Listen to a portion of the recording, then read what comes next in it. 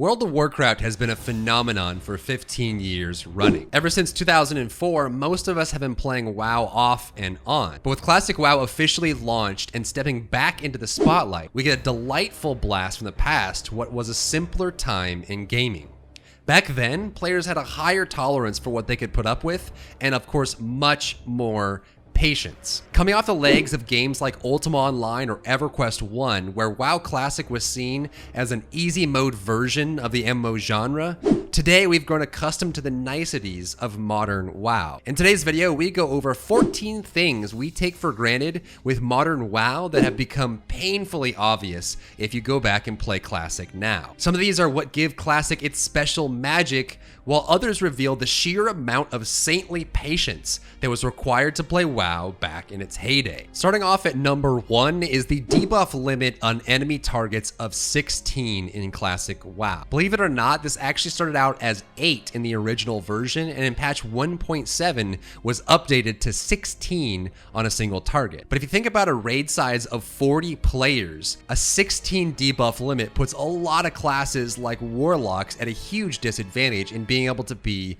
their best self. And this wasn't necessarily a huge design decision from Blizzard. This is actually a technical limitation for the way original World of Warcraft was designed. From a dev quote back in the day, World of Warcraft doesn't currently support an unlimited number of debuffs, but such is something that could be possible through a change to our code. However, such code change would take valuable programmer time, which is best used elsewhere for the time being. So it wasn't something they were actively avoiding, but it was a consequence of the way they had technically designed the game to begin with. Number 2 is the hit chance and resist chance you had while attacking enemies, as well as the ability to fail at gathering any professions that were out in the world. And this kind of played into the whole idea that they wanted there to be more accountability and realism in the way you were playing the game. And so you actually had to stack up hit chance to be able to hit targets consistently. Not only that, if you're casting spells,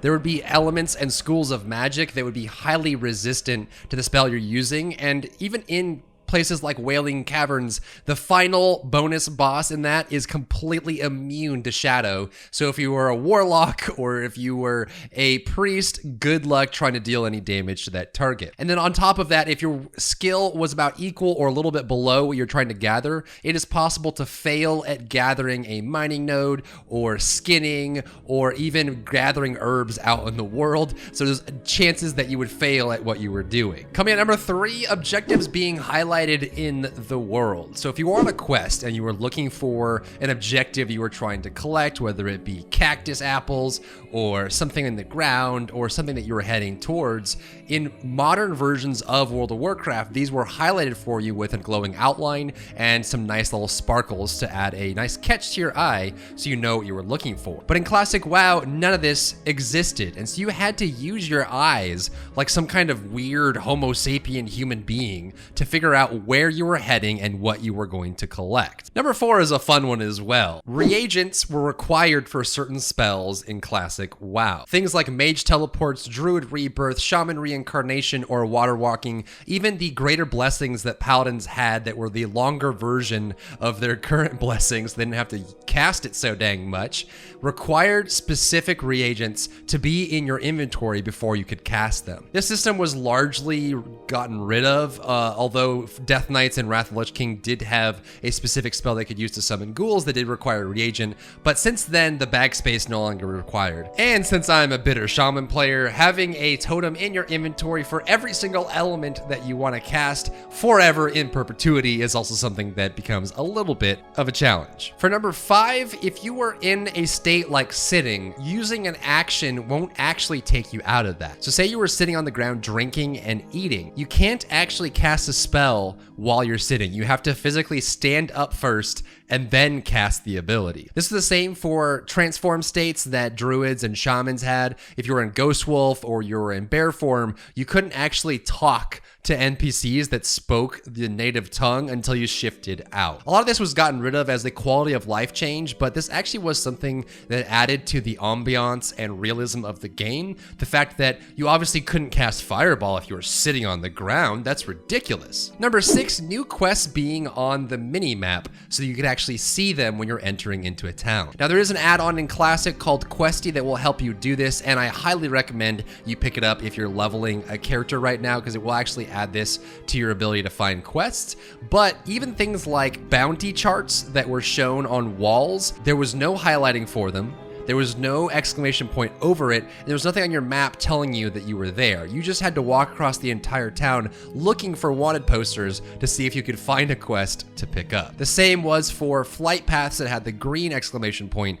These were not visible on the map at all. Number 7 is a nod to the ability for professionals to get better at their job over time. But back in Classic WoW, quest sequencing was not a very fluid thing. You think about the team size that made World of Warcraft back in the day and how quickly they had to work to get the massive scale of World of Warcraft done before they released in 2004. But there were a lot of quests that you would get in your leveling experience. They would take you in multiple directions and were not highly efficient at all. If you level now in BFA or even in Legion, you'll notice that as you go from camp to camp, you'll usually finish most of the quests naturally without having any thought process going on at all, and you'll move across the map very naturally. But back in the day, this was not a thing. You would get a quest to go to Thunderbluff, and then to Ironforge, and then to Stormwind, and then back over to Elwyn Forest before you realized, holy crap, why is it taking me everywhere all at once? And I kind of have to think about what quests I do and in what order and decide when I'm gonna make these pit stops. Again, this added to the fantasy of the world, the fact that you kind of had to plan out how you were traveling and how you were going to get where you're going to make sure you were optimizing your travel time, because until you got your mount at 40, you were walking everywhere, and you really had to be specific about where you decided to go. Coming at number 8 is something you'll notice while you're leveling in Classic WoW, but the fact that you had to train each rank of your abilities separately, and they went up in cost, was a pretty big shot to your wallet in Classic. Number 9 is the great disparity in the two factions, but also the racials that came along with it. The most notable of these is going to be priests gaining various abilities depending on what race they picked.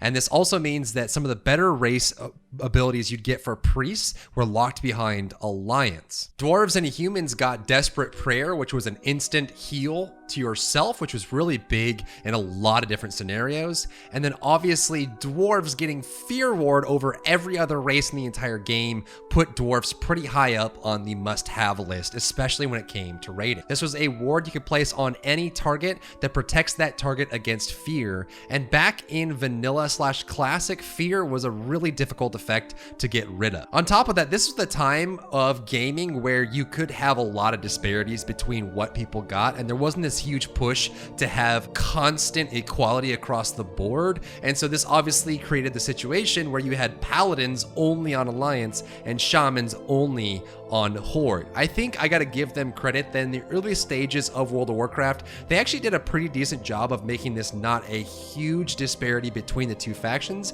as paladins and shamans tended to cover a majority of the same roles in most situations, although you tended to miss out on having the shaman buffs in an Alliance party. Granted, they made up for it with the sheer amount of defense and healing that paladins provided. So Alliance parties were forced to try and make up for the lack of utility in other ways, and then obviously Horde parties had to find new ways to heal themselves and play defensively with the lack of paladins. Number 10 is a contentious one in that it is the Dungeon Finder. This was added in later on past Classic and was a nice quality of life adjustment for the game. This made it so you could just queue up for a group and be automatically teleported there when the group was created. However, in the days of Classic, you had to go to your main city and shout in trade to try and build the party, and then you had to walk your butt over to the instance, and if the party fell apart on the way there, you'd have to turn tail and head back and try to find that fifth person. It was something that created a lot of community around the game, and that you had to, one, try to talk to a lot of people to build and create groups,